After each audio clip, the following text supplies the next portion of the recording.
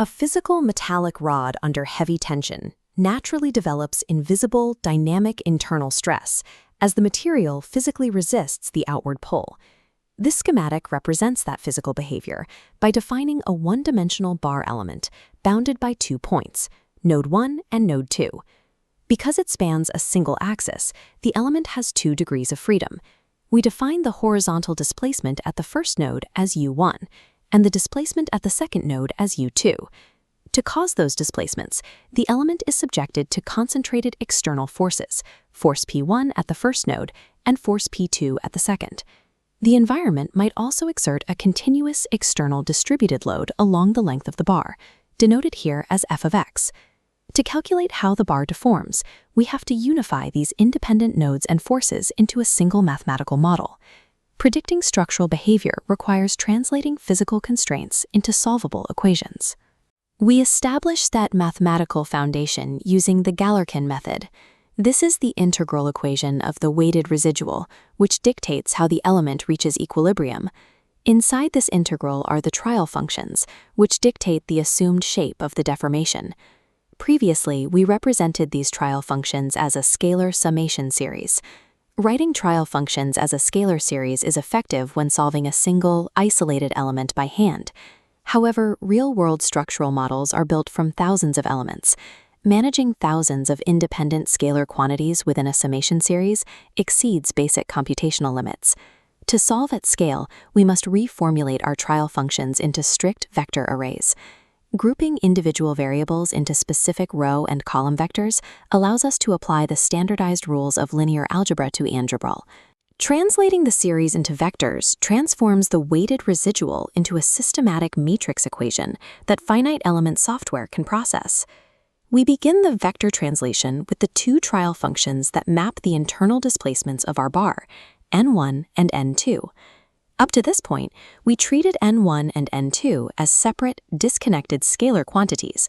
We now group these functions inside a single entity we call n of x. This entity is a 1/2 row vector. We return to the original delta integral equation of the residual and update it with our new format. We strip out the scalar series presentation and directly substitute the n of x row vector into the formulation. This substitution changes the core mechanics of the integral, as we now have the derivatives of an entire vector interacting within the bounds. Organizing these scalar functions into a row vector provides the mathematical structure required to generate multidimensional matrices. Look strictly at how the derivatives interact inside our updated integral. The substitution forces a vertical 2×1 column vector to multiply a horizontal 1×2 row vector. A core principle of linear algebra dictates that multiplying a column vector by a row vector results in an expanded matrix. Executing the cross-multiplication of these derivative terms forces the data outward. The operation generates a 2×2 grid. The integration of this specific matrix over the volume of the element yields the property we are looking for. This grid is the exact mathematical definition of the element stiffness matrix. The physical rigidity of the real-world structural bar is now perfectly captured inside a computable 2×2 array. With the stiffness matrix defined, we evaluate the right-hand side of the integral equation to calculate the external forces. Here, the n-column vector multiplies the scalar function of the distributed load field, f of x. Integrating this multiplication computes the equivalent point loads for the distributed field, resulting in a generalized force vector. We then add our original concentrated nodal forces, P1 and P2, directly into this array. This gives us the complete force vector, denoted as F. We assemble the entire system.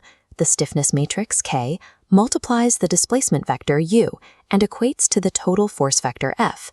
We have arrived at the governing matrix equation for finite element analysis. While the architectural structure is complete, evaluating the complex shape function integrals inside that stiffness matrix remains a significant computational task. To move forward, we must isolate the integral that defines the stiffness matrix. Processing the complex n of x functions directly through integration takes considerable computational effort. We bypass this by applying the interpolation function rule, where n of x is factored into 2 separate components.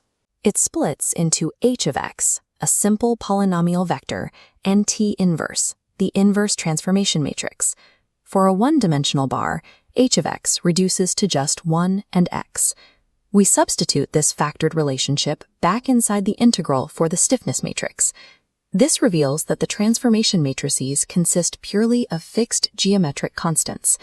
Because they are constants, we can extract the transformation matrices, own them out of the integral from both the left and right sides. By extracting the geometric constants, we separate the physical shape of the element from the raw calculus required to analyze it. The expression remaining inside the integral contains only the h of x vectors, the 1 and the x. Multiplying these vectors yields a basic matrix constructed of single-term polynomials. This expression is simple enough to be integrated by hand with minimal effort. However, the true value of this simplification is realized during numerical integration. Computer algorithms can process arrays of simple polynomials with far greater efficiency than complex multivariable shape functions. This specific mathematical state allows modern finite element software to operate. By structuring the problem in this specific way, symbolic manipulation code can automatically integrate and assemble the element equations. By moving from abstract residuals to vectorized polynomial matrices, we provide the specific mathematical inputs required to simulate physical systems.